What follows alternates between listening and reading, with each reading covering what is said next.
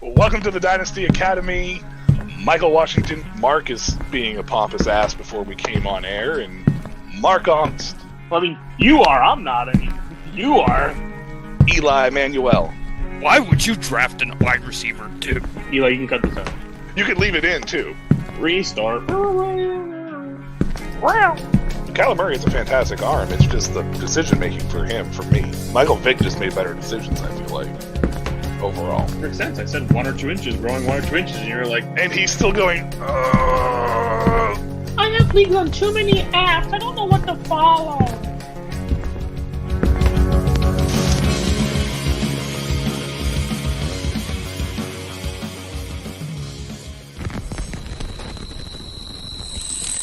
Welcome to the Dynasty Academy. I'm Michael Washington. He's Mark Hongston. Anthony Manzano. I probably messed that up, man. My bad. He's apparently with us early here on the show as well. Thank you for joining in here on the Shady Sports Network as we talk about Dynasty football in the fantasy realm today. Focusing strictly more on real life football in this case, because real life football directly affects fantasy football, as we all know. And some not so beautiful performances to start off the year that I think we had anticipated. First and foremost, Mark, how you doing? Welcome back. Welcome back a week later, huh? Week 2. Here we are. We've made it through the first week. Well, we made it through the first 2 weeks barely. I think a couple of my teams are hanging on by a thread already. I'm not sure what week 2 was miserable. Week 2 was miserable for some of my teams. Yeah. Forgot it's Thursday. This game starts. Yeah. Week 2 is miserable for me. I feel like every year week 2 is absolutely dreadful for my teams. I don't know how you feel about it, but that seems to be the trend for me. It was definitely the injury bug week. It was a terrible week for injuries for a lot of the players I have. Well, so Anthony, it's awesome that you asked this question, by the way. There is leagues, and we run a couple of them. We run 6 of them, but basically it's called the Campus to Canton League. You could do a dynasty college football by itself as well. Fantrax right now is really the only platform that offers any type of college football in the fantasy realm that's doable for that, and that platform sucks. So good luck trying to use it. Good luck trying to get that set up. However, it is possible to do it. It's just the Fantrax isn't the most user friendly. We do it with a league called the Campus to Canton League. So basically, what Campus to Canton is, Anthony, if you are unsure about it, essentially you draft a college team. Those players stay with you, and then you have the rights to them when they get to the NFL. They enter your NFL team. If they make it, if they don't make it, they just drop off the face of the earth like every other undrafted free agent on the planet, or if you draft a bunch of FCS guys. And that's about it, though. I mean, there's no right way to do it, but essentially those are the 2 options right now. Yeah, I mean, trying to do just a straight dynasty college football league would be tough. Totally doable, though. You could do a dynasty college football league and be perfectly fine. It's just each season you're going to have a lot more turnover on everybody's roster than the NFL. It's just how college football is. It's 117 teams, first of all. So that's not even including FCS. If you include those in which I don't think Fantrax has. So Fantrax does not have FCS now. Right. So 117 teams you're looking at instead of 32, who carry 108 players or something along those lines. Yeah. So it's way more wide open. You're going to be way more dropping 5 to 6 guys on a weekly basis instead of maybe picking up somebody off the waiver wire. It's going to be more wide open. It'd be a better system with a lot more players. Like if you are looking for those big leagues of 20 people, it would be a better option. He says he's thinking about doing, it looks like a paid for fantasy between Underdog and FanDuel, who has the most accurate in terms of how they predict the players are going to do during the season. I'm not on Underdog. Unfortunately, Underdog doesn't operate up here, but anymore anyways. Does it operate in Pennsylvania? I don't believe so. Yeah. So I would imagine probably FanDuel, but I'm not really sure if, as far as like if it's DFS you're trying to do, if a fantasy for season long would really work very well. But They for do it for college? Do DFS, they I mean, DFS? FanDuel does, yeah, yeah, Do they? Okay. yeah. If they do it for DFS, though, I think that probably FanDuel might be. I Um, think Underdog is a um, best ball site on top of DFS, if I'm not yes, and mistaken. they just started doing college football this year, I believe, too. So So you could probably do a best ball league, which would also work for college. I mean, you would have to be a little more open in your best ball league. Again, it's a such a large entity. Unless you limited it to Power Five schools or Power Four, whatever they are now. It's you can't do a true best ball where you don't have waivers, you don't have trades, anything like that, because it's unless your rosters are huge and you can right, carry a lot of people, because it's just, I mean, they knock people out for season long just because they're kids. Sometimes we right. saw C.J. Baxter, we saw Eugene Wilson just got surgery from Eugene Florida. Wilson from Florida, yeah. There was another running back, I think, early before the season started. And injuries in college don't have to be reported on what they are, so you don't even sometimes know what a guy's going through and if he's going to play at all. So Yeah, it's definitely a tougher situation to run for sure. on its own. Yeah. So let's get into our topic of conversation here tonight. Basically, dreadful starts for certain teams, and what does it mean from a dynasty perspective, or from a fantasy perspective in general. You could take this probably as redraft as well tonight, because we're going to talk pretty much in real time more than a future aspect, but we're going to try to give an outlook on the future as well here. Mark so graciously put in the chat yesterday, I want to talk about the Bears. And that was it. That was the entire conversation. That was the end of the conversation. And that was the topic that we decided to roll with. I responded with, well, I want to talk about the Panthers. So tonight, Bears, Panthers, and if we have some time, we'll get to the Jaguars as well to talk about what's going on with them down there in Jacksonville. But first, let's start with Chicago. What specifically about the Bears? I mean, I have an idea. Did you want to discuss tonight? So everybody is talking about how bad Carolina is. The Bears and Panthers currently in offensive total yards per game are separated by one single yard between the two teams. Chicago has 353 total yards to Carolina's 352. But yet, everybody talks about Carolina's offense as being terrible, and we were all very excited about Chicago's offense, what was going to look like. Rome Odunze, DJ Moore, Keenan Allen, DeAndre Swift, Cole Kmet, Caleb Williams. They went out and signed Gerald Everett. It was this offensive explosion from Chicago. And we have one offensive touchdown so far this year that was scored by none of those 7 guys I just named. Not even a Caleb Williams pass to somebody. As a team, they have 3 total touchdowns. So the defense and special teams have outscored the offense and is the only reason they are 1-1 at this point in the season, because without them, they lose the first game. Caleb currently is their leading rusher. So the run game's not even working. DJ Moore leads the team in receiving yards at 89. How many wide receivers have surpassed 89 yards? I mean, Alec Pierce has more than that right now. Give me 1 second. I will find that answer for you. Oh, you didn't have to actually. I was just. Oh, no. The leader in receiving yards right now is 252. 89 doesn't get you in the top 50 wide receivers. DeMarcus Robinson for the Rams is currently ahead of 89. Rashad Bateman, Tolbert, McLeod,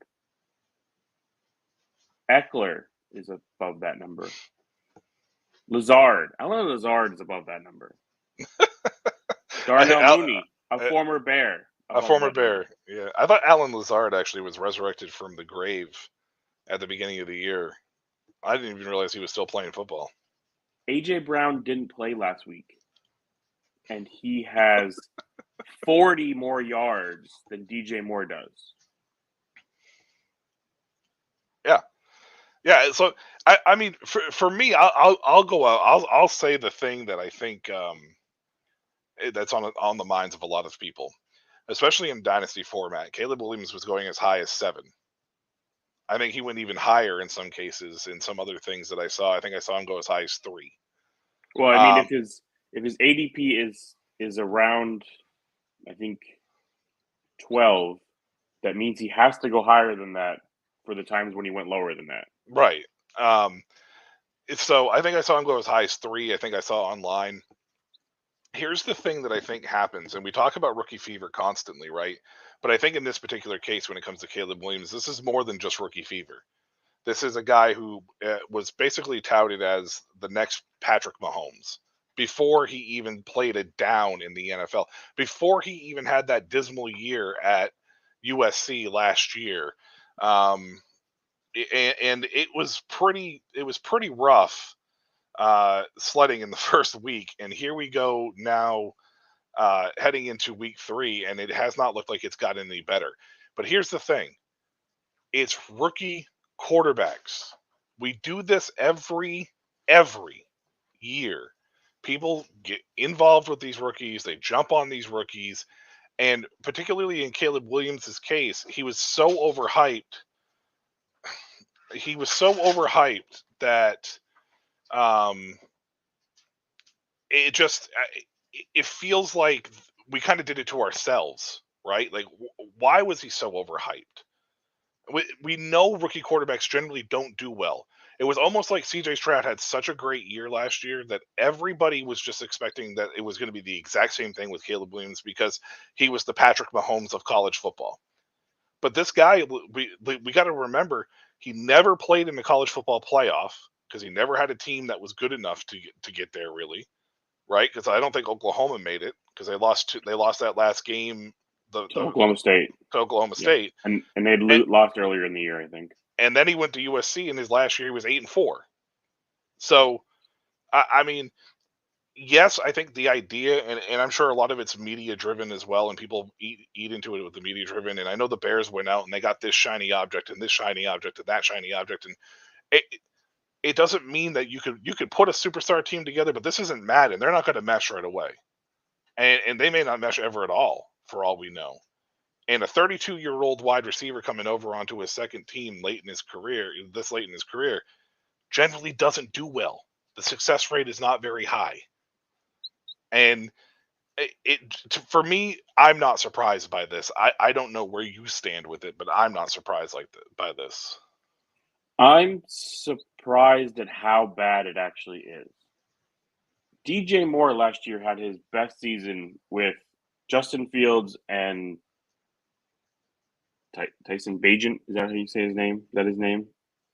Yes. Throwing him the ball. And DJ Moore had his best season. And he's never had good quarterback play between Carolina and Chicago. And yet, it's so bad to start this season that he's at 89 yards total. To give a little bit of an excuse for Caleb is his offensive line is just atrocious. And this is the thing I don't understand. Why we felt like we had to go get Keenan Allen instead of maybe an offensive lineman. Like this, I think he's been sacked 9 times. 9 times he's been sacked in 2 games. So it's just one of these things where this offense has so many weapons to be this bad. A lot of it has to be Caleb, because you have too many weapons to be playing this bad, even being sacked that many times, because that was the whole thing. He's mobile. He'll get out. He'll move around. He'll get away from the sacks, and he's not. And he's not making plays on the move. He's not doing the things he needs to do. But like, you have so many weapons. We've seen Daniel Jones with less weapons play better because he was able to move around the pocket with just as bad of an offensive line in New York, and we throw Daniel Jones right under the bus right off the bat. Yeah. Nobody has ever liked Daniel Jones. Nope. I don't understand why we latch on to these players and just give them a free pass. I mean, it's 2 games, so and it's a little bit of an overreaction for 2 games, but this, I mean, It's dreadful though. In 2-game stretch, it's absolutely dreadful. We can't sit here and not and give him a pass just because the media says to give him a pass. We can't take the 7 sacks or whatever it is that he has and go, that's all on the offensive line. A lot of that's on Caleb too. And you're seeing these overall these videos, and I know it's hindsight's 2020, but you're seeing these videos of their receivers running great routes. Roma Dunze, you're seeing it from DJ Moore and how frustrated he was last week. Like, you're seeing these guys get open, and Caleb is just either flat out missing them and making a bad read, or he doesn't know what the hell he's looking at from a defensive standpoint. And he's holding onto the ball too long to try to make a play. Like, you can't blame it all on the offensive line. The offensive line's terrible, yes, I understand, but it's not all their fault. No. Keenan Allen is usually a very reliable receiver. Yes. His lone stat line, because he didn't play this past week, was 4 receptions on 11 targets. I don't think there's ever been a time where the ball has gone towards Keenan Allen and he didn't catch at least 3/4 of those passes. Yeah. So that tells me how bad those passes are if he's not even getting half of them from in 1 game. So I don't know who the offensive coordinator is in Chicago. I'm not sure if it's someone new, if it's somebody from last year.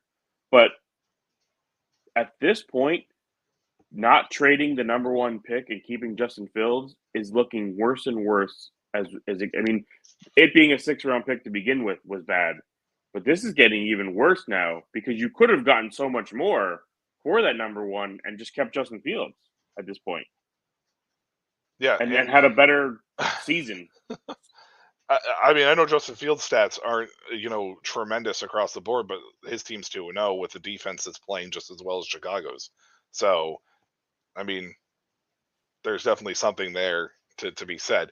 I'm also going to go out on a limb here and say this also falls on Matt Eberflus from a head coaching standpoint. Like, we talked a lot about Brandon Staley, or I talked a lot about Brandon Staley being one of the worst head coaches in football. And he was. And he absolutely was. But Eberflus is in the running of being in Brandon Staley tier style of play because I think he's there already. And he very well may be there. It's just, how can you, as a head coach, look at this team after week 1, heading into week 2, and then you see the sack numbers, and then come out on Tuesday and be like, we're not making any offensive line adjustments. There's no changes to the offensive line. We don't plan on making any. And it's like, okay, cool. Because now what my honest opinion is, and maybe this is just, maybe me reaching for straws, and I could sit here and admit that I might be. But I don't think he wants to make changes on the offensive line, because if they do improve, but the sack numbers stay the same, there's nobody to blame but Caleb for that at that point in time. And I don't think he wants to do that. And I don't know if it's just because it's a rookie quarterback situation or whatever else. I know Peyton Manning had a miserable rookie year. Like, I know his rookie year was dreadful. It wasn't this bad though. And can you name me the weapons Peyton Manning had? I think the only person that was there at the time was Marshall Faulk. No, I don't even think he was there. Yes, he was. It was his last year. It was his last year in Indianapolis. It was Marshall Faulk. I think he was the only guy that was there that year. Yeah, I don't remember his receiver. Not too established veteran wide receivers, a number 9 overall pick wide receiver, and a Right. running back who has played well throughout his career when healthy. I mean, he ran for 1,400 yards last year in Philadelphia. He played well in Detroit, just couldn't be healthy. That was his Yeah, problem. couldn't stay healthy. Yeah, he's healthy now though. So what's the excuse? Like, his excuse is that the offense. You just stack the box to make Caleb beat you, and he's not. yeah, no, Caleb is definitely yeah. I mean, it's just one of those situations. This is a situation like unlike C.J. Stroud last year. C.J. Stroud walked into a situation that was not kosher. Let's be honest. That situation was not set up for him to succeed. No. Caleb Williams literally walked through the door the day he was drafted. He walked through that door. The first time he walked through that door, that situation was set up for him to succeed. There is zero reason why the Bears are not 2-0, and Caleb Williams is amongst the leaders in receiving yards. There's no excuse for it. There's none. The difference is D'Amico Ryans to Matt Eberflus. And they're Right. both defensive guys, so you can't even say, well, D'Amico's an offensive. He's not. He's a defensive guy. Yeah. He's just a better coach than Matt Eberflus. Matt Eberflus is an absolutely terrible coach. He is, in my opinion, on Brandon Staley level or worse. Oh, yeah. I mean, Staley didn't know how to run a end of game scenario at all and call games at the end of the game. Eberflus, I don't think, can call an entire game. It's just absolutely. If it wasn't for Ryan Poles going out there and handing him star players all over the place, this team would just be so bad. And I think it proves the point, and all of these rookie quarterbacks this year, I think, are really proving the point of why it's better to let them sit and learn. There is not a single rookie quarterback who's thrown a touchdown yet this year. No, but Jaden Daniels has rushed for 2, and he led 7 scoring drives last week. And I know that they were all field goals, but he led 7 scoring drives. But I'm just saying it's where we at this point in the NFL, it is not the best to be throwing these guys just out there to the wolves just because they were the number 1 pick. Oh, they were the number 2 pick. Yeah, we've discussed this. I'm completely on board. Jaden has played well, but it's based on his athleticism, not because he's able to just read defenses perfectly yet. He's just super athletic and is using it, and he has better coaching, I think, than Caleb. And I think Jaden has a better head on his shoulder than Caleb. And Jaden is a better study of the game than Caleb. And that's where I'm going to go with this next question is flipping the script now and taking what we just said about Chicago from a fantasy outlook. What does this mean? And I'm talking long term. I'm talking short term. Like, what does this mean? We'll cap it at the next 2 years. What does this mean for the next 2 years for these guys? Primarily because I think most of them are locked up for at least for 2 years. So Keenan's the only one. I don't know if he is on his final, and he might look at this and go, "I'm done now." At this point, you have to at this point, unless something drastically happens. Eberflus is probably not back. I mean, if this team doesn't win 9 or 10 games and make a playoff, there's no way you keep Eberflus. Well, why? Like, what tells you should keep him if you're not? You won 7 last year. It's not like you were a 2-win team. You only have the number 1 pick because Carolina is just a worse franchise than you. Like, this isn't like you had you had 7 wins last year, and you supposedly got better. That's what everybody's been saying. You've gotten better. So if you don't win 9, 10 games, and I'm not one that says we should fire coach. You should give them the chance to. But Eberflus is not that guy. Brandon Staley was not that guy. They don't deserve to get extra time when you make the decision. So you're looking at a new quarterback or a new coach, new offensive coordinator, new staff. So it's tough when you own guys like DJ Moore, because he's probably and Rome Odunze. Those are your 2 younger, established players in this team. Because even DeAndre Swift is not somebody that you have to say is going to be there if everything just gets torn down. Yeah, of course. It's DJ Moore, it's Rome Odunze, and it's Caleb Williams at this point. And if Caleb doesn't figure it out over those 2 years, you're going to be wasting Rome and DJ's, especially DJ's prime.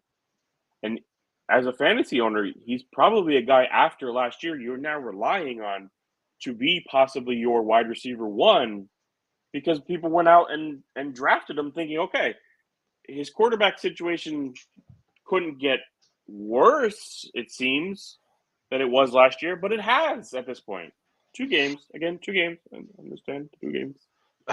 But Well, it's not making you feel comfortable.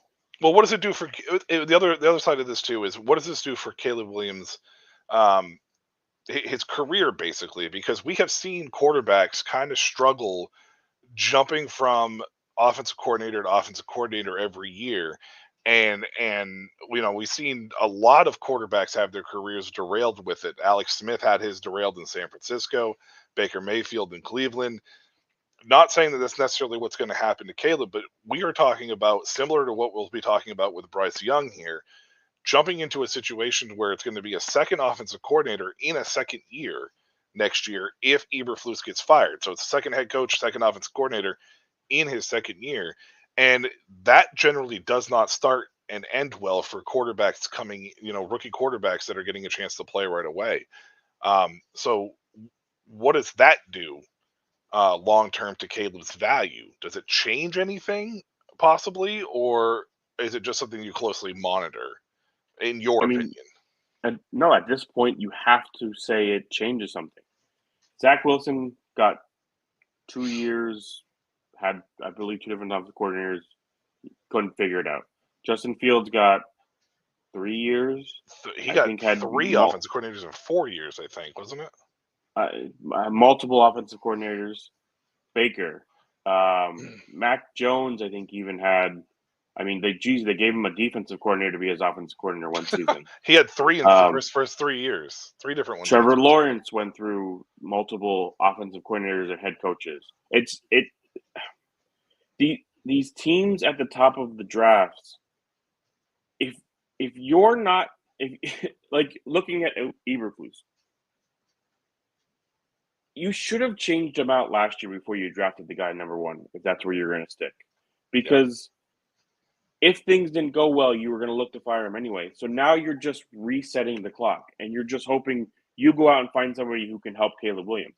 Well, and what if that doesn't happen? It's been so prevalent over these last 5 years with these quarterbacks. Something has to be happening. Jordan Love sat for 4 years and has looked great. I don't understand how teams don't look at this and go, well, I mean, I understand you don't have an Aaron Rodgers in front of them, and it doesn't have to be 4 years, but Patrick Mahomes sat behind Alex Smith, and look what's happened. It's like Tom Brady said, though. It's like Brady said. They're no longer learning a system. They're learning a playbook, because you have to dumb it down for them to understand it as a rookie, and you're throwing them out there to the wolves instead of them studying. Right now, out of all the rookie quarterbacks, Jaden Daniels has looked good, and I think that his situation is he walked into a first-year head coach in that organization, a first-year offensive coordinator in that organization, so he has a chance to succeed. But Drake May might be in the best position. And J.J. McCarthy. Outside of J.J. McCarthy, who's hurt, but he probably would have started this year. And probably. Maybe not. Sam Darnold. Well, yeah, I mean, Sam Darnold's played pretty well, but so it's very possible that when you look at all of that, Caleb might have walked into the best situation, but he is now no longer in the best situation. Yeah. And it very possibly could derail his career. So if I am a Caleb Williams owner, it may be, I may be looking a little bit later in the year, possibly trying to see if maybe you could get out from underneath him. I know it seems early and it's overreaction because it is heading into week 3, but this Bears organization, what they did for Caleb, they didn't do for Justin Fields, and they were successful. because Fields have found a way to make it work. I know a lot of Bears fans and a lot of NFL fans want to blame Fields for what happened in Chicago. It was not Justin Fields' fault. I think anybody who has any sensibility of understanding what football is can understand it's not necessarily Fields' fault. And right now, it's starting to look like how long before the Bears kind of hop off this wagon, as a front office is concerned, because there's no guarantees that Ryan Poles is going to be there next year either. So, no, but I mean, I don't think Ryan has made. I think he's done great as a GM. I think he's done great as a GM, but there's always a fall guy, and usually the head coach and the GM are linked together. So, I hope it's more looked at like what Philadelphia did a few years ago with Chip Kelly, when Chip, I think, was trying to drive the wedge with Roseman and the owner, and the owner saw that it was Chip Kelly was the problem. That's the hope, because Chip Kelly was the problem. Clearly, Roseman has done a very good job of. I mean, even if Doug Peterson didn't work out, they built a better team going forward than what they had when Chip Kelly was trying to run the team. Yeah, for sure. It's concerning, and if I was a Caleb owner, I'm sure I am somewhere, but I don't have much of them. If I was a Caleb owner, I wouldn't. It wouldn't be until I think the offseason when they do hire somebody and that hype goes through. And you may end up selling a little low, but at that point, you've seen a full season. If it's like this offseason, it's just better to get out, because we've seen so often lately. I mean, we're going to move right into Bryce Young, and at this point, we might as well. I was just going to segue into it and just be like, are we looking at a Bryce Young? Are we looking at a Bryce Young situation where, for Caleb, where it's dreadful for the first year and then it gets worse to start off the second year? I want to, and before we preface this with the Carolina Panthers, I am not a Bryce Young fan. I never was. I had a lot of reservations about him. And I had reservations about Caleb too. Those were the two guys the last 2 years I've kind of been like, there might be a better quarterback somewhere else in this draft. And for me, it was Stroud and Daniels, who both went second. So, but with Bryce,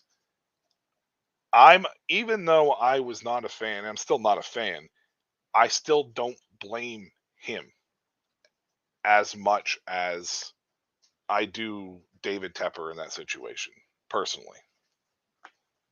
Oh, it is 100% the organization's fault for, I think, what's happened to Bryce Young. One, they have really not done much. I mean, they've brought some people in this year, but they have not done much to make Bryce Young's situation much better. At this point, I have a hard time believing it's Canales' decision to bench him when he came out immediately and said, he's our quarterback and we're sticking with him. And then the next day he's getting benched. That 100% makes me believe Tepper said, you need to do something different. We had 20 people in the seats and I need money. So I've actually read the complete opposite. I've heard that Canellis, Morgan, and the vice president of player personnel sat down and had the discussion after the meeting to discuss what's happening. And David Tepper fought against it. And eventually Canellis was like, I'm making the decision to do this. Don't know if that's necessarily the truth. Comment the day before? So the comment he made the day before was that Bryce Young is their quarterback, but he meant it in the sense of the future. I don't think they're giving up on Bryce. It's just, I don't know if somebody in that organization has turned around and looked at, because from what I understand, Tepper loves Bryce Young. From what I understand, everything Tepper loves Bryce Young.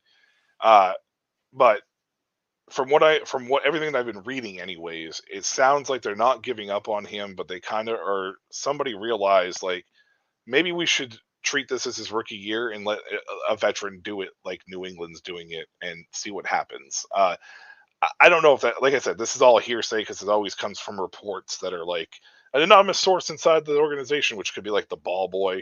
But that's what I've been reading. It seems like a lot of the reports are fairly anonymous on that. Unanimous on that front. So At least from what everybody. It's a worse situation right now, but I think a better outlook because it's a first-year coach. Now, granted, Tepper has not been shy in firing guys after 1 year, twice now, I think. Or 4 years, or 8 games in or whatever it was. But I have to hope he's not going to do that at this point. So I would look at the scenario being a slightly better, and I don't think the people around are as established, so the growth can come all around. Mingo's only on year 2. Leggett is only on year 1. Deontay Johnson's new to this team. Adam Thielen is just there as the veteran guy. You still don't have the running back you believe is going to be your starter playing yet. So I think there's more to look forward to. It's just I didn't think Bryce Young was going to be a good quarterback in the NFL in general. I just think at this point they're going to draft. It's going to be them and the Giants, I think, next year vying for who's taking the top quarterback at this point. I could see it as well. I could see that as well. Maybe Miami. I mean, I just don't think they'll be bad enough. No, it was. I mean, to be honest with you, Tua was the guy in that draft I didn't care much for either. Yeah, and he was same for me. Alabama quarterbacks, it's starting to look real interesting lately with these guys. Yeah, very interesting. I will say that the one thing that I will have to say as far as Carolina is concerned, and I know Dan Morgan, I believe this is his first year as the GM for the Panthers. I think it's his first year. But prior to Dan Morgan, and Dan traded Brian Burns this year, but that might have been a Tepper situation again as well. But however, Brian Burns, Christian McCaffrey, DJ Moore were all traded before the age of 26. All traded before the age of 26. They drafted Jonathan Mingo, who I still really like. I don't know what Frank Wright was doing in not using him, and I don't know what's happening with this offense that they're not using him properly here. I mean, you can't say he's not being used. He's got the second most yards, and well, I mean, it's the offense is just terrible. But I'm just talking about and Xavier Legette is another guy that I like, and it's like for whatever reason, it's like they almost whoever Frank Wright had as an offensive coordinator last year, because I don't even fucking remember who it was. But it was terrible, and it was almost like they replaced him with somebody just as bad. I don't know why Dave Canellis, who's resurrected QB careers, let's face it, he's resurrected a couple of QB careers. Why he wouldn't bring an offensive coordinator to give a young guy a chance? And I mentioned this in the offseason that he might be a quarterback resurrector, but is he a quarterback developer? Right. Yeah. Because both of those quarterbacks had been in the league, had been on teams. Geno sat behind Russell Wilson. And I don't care what you want to say about Russell Wilson now. In Seattle, he was a good quarterback. I don't care what anybody wants to say. You could talk about Russell Wilson and the weird things he does now. In Seattle, he was a good quarterback. And Geno sat behind him and learned from him.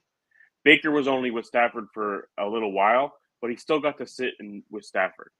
Yeah, Canales isn't developing. He's just reshaping quarterbacks and helping them once they've been in the league. So, yeah, we don't know what he is with a young guy. I just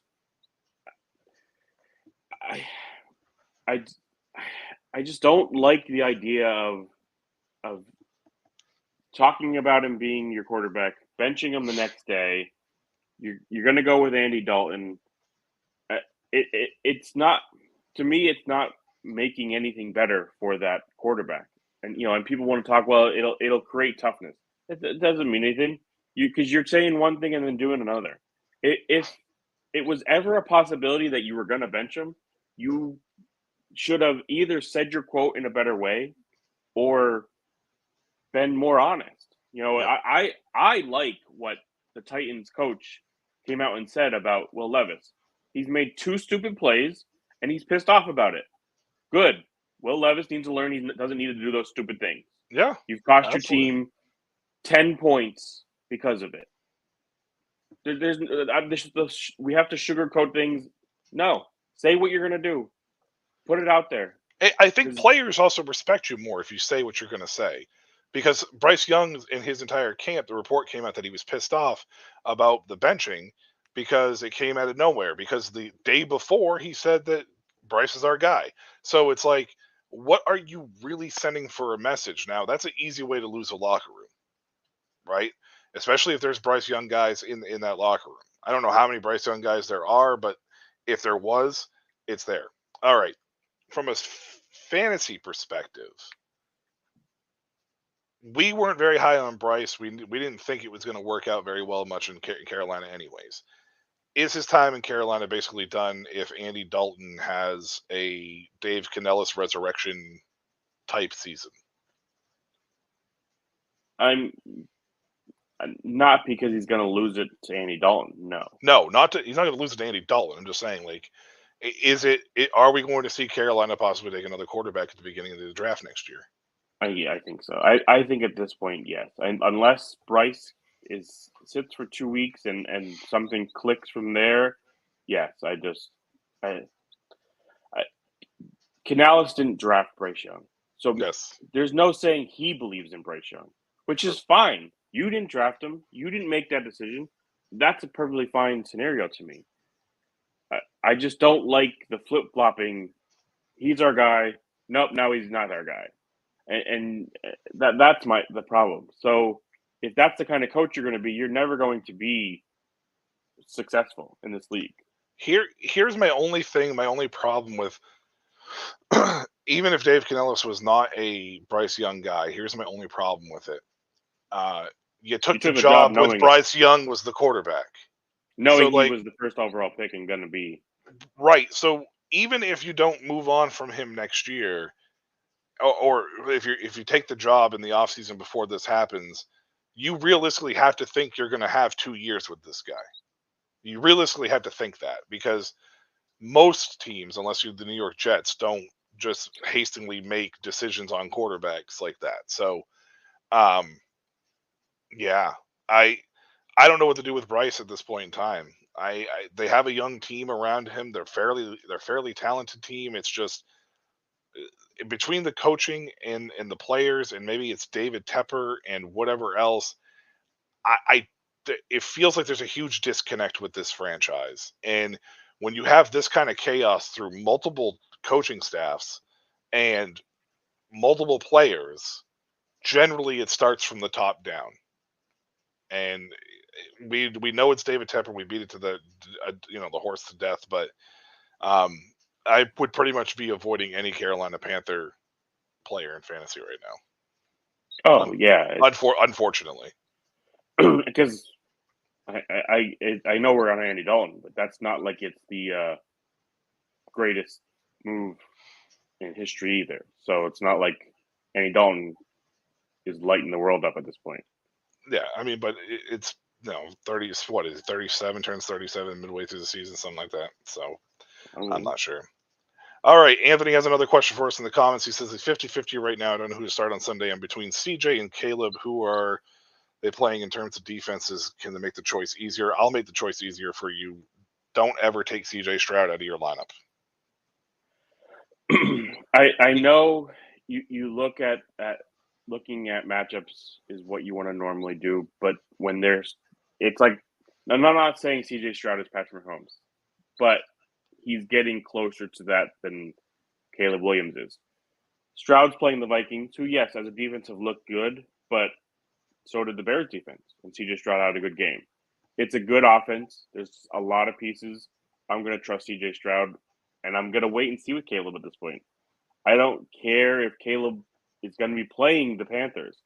I'm not playing him unless I have to until that offense looks slightly better. Yeah. It's pretty much where I'm at myself. Like, unless I know for sure that I'm getting, unless CJ Stroud gets hurt, basically I'm not taking Stroud on my starting lineup ever. He's a quarterback that's sitting there. Unless I have unless I have Patrick Mahomes and wow, I don't even know who else would you put in ahead of Stroud there. Josh Allen. Patrick Mahomes and Josh Allen. If I had Patrick Mahomes, Josh Allen, and C.J. Stroud, Stroud would probably be the only time I would bench him. And if you have those three quarterbacks, trade one. I mean, yeah, if Joe Burrow, Justin Herbert, then I'm looking at matchups. I'm playing matchups for those three, but Stroud is still very much in the mix with those three guys. That's the tier for me he's in. Josh Allen and Patrick Mahomes are probably the two guys that you're not taking them out. I don't care who they're playing. CJ Stroud, Burrow, Herbert, I wouldn't be unless I had all three of them or a combination of the five of them in some way. Yeah, basically, that's where I'm at too. All right, let's talk about Jacksonville real quick. We got some time here, so let's talk about the Jaguars. What is going on? What is happening right now? You know how many yards Trevor Lawrence had in the first half last week? Passing? Probably like 14. Yeah. That's the game wasn't really. I didn't see much of the game at first, and then I look at his stat line, and he had 14 yards in the first half. 14. Like, 14. What are we doing? And what's crazy about this is you're talking about a Super Bowl champion head coach and a second-year coordinator in this system with Trevor Lawrence. So what is happening? What is going on? What they look disconnected. I know Cleveland's defense is really good, but come on. It's Trevor Lawrence. Like, we're supposed to be looking at a guy who was a first overall pick and really started looking like he was going to be there, got hurt, fell apart last year. But what's happening? Actually, 14 yards. This is the third year, actually, now that I think about it. Second year, I think, with the OC, though. I don't think it's the same Press OC. Taylor? I think Press Taylor was I don't think he was their first year. No? I don't think so. Well, either way, that's still... I think the guy got hired somewhere. Did he? Wow. We'll see. I'll look. But no, this is his third year. He got hired in 2022. This is his third year as the OC. I get when you go look at his stat line, it looks better than what it started out as, but it's still a team who is 0-2. Should have beat Miami week 1. And I mean, just since the fumble of ETN, this team has been on a downward spiral since then. One fumble has completely changed this offense, because until that fumble happened, this offense was rolling. Yeah, it looked good. They were moving the ball, putting points up, and then all of a sudden it was like, oh, we fumbled, we can't do it anymore. And then they've just fallen apart since. I don't understand. And I know Calvin Ridley's gone, but you brought Brian Thomason, who's played well. You still have Christian Kirk. You brought in Gabe Davis to be your third, fourth wide receiver.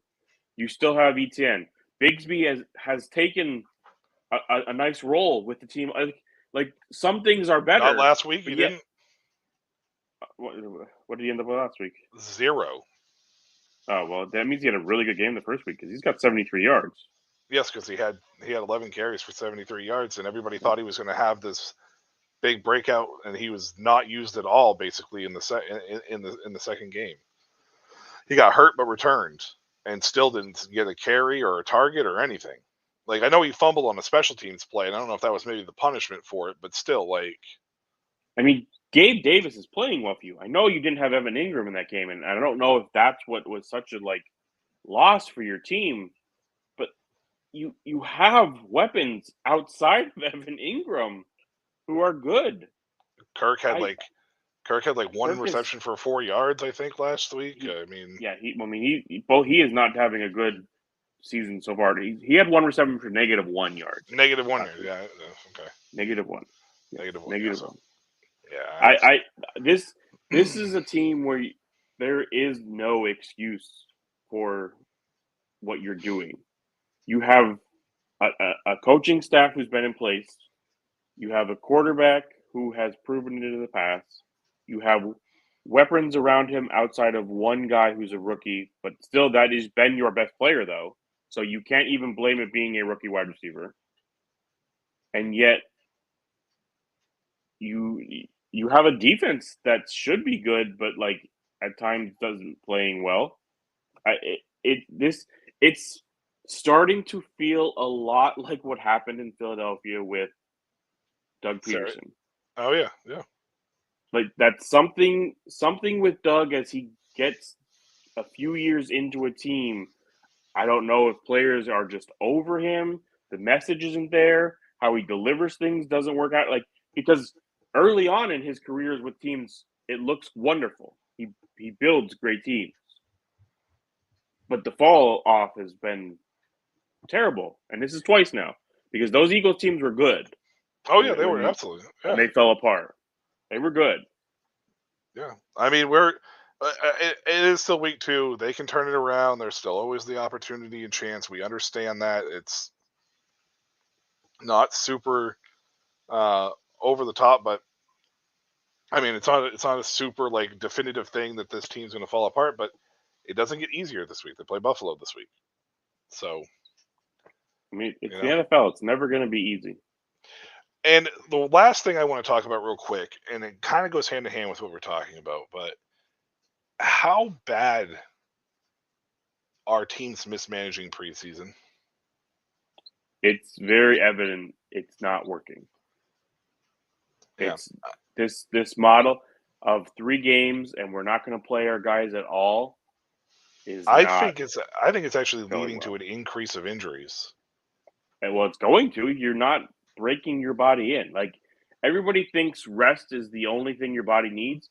No, your muscles need to start building up. Like it's just if you're just sitting around, you're not helping yourself, and you're not stretching out. And it's just.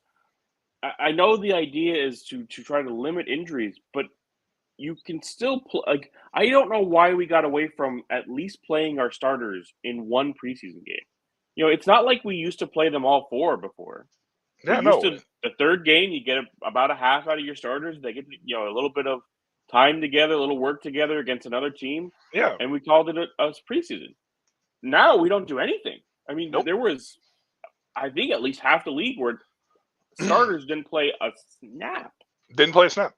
And I think it's ironic that the one thing that they're trying to do to prevent injuries is causing more injuries, because I'm pretty sure that the Rams didn't play a single starter in the preseason, and that team is all on IR, basically. And they didn't play a single starter. I don't believe a single starter even on the offensive line played in, and they were without both tackles week 1. So, I mean, in that case, the starter could have possibly played in the preseason because they were injured. He got hurt or whatever. They got thrown in to be the starter for week 1 because they weren't supposed to be. Yeah, I think that what we're seeing, and honestly, if you think about it in general, offenses across the board outside of New Orleans are really they're really down. Offenses in general they're not clicking right now for the most part.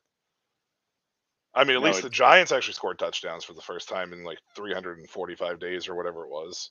And then their kicker got hurt, so they couldn't kick extra points. And then they lost the game.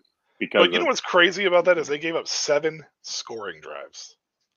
Yeah. 7. But you literally lost by 3 points, and you missed 3 extra points. Essentially. Yeah, you missed 3 2-point conversions. Yeah. So no, they missed 1 extra point with a kick because the punter missed it.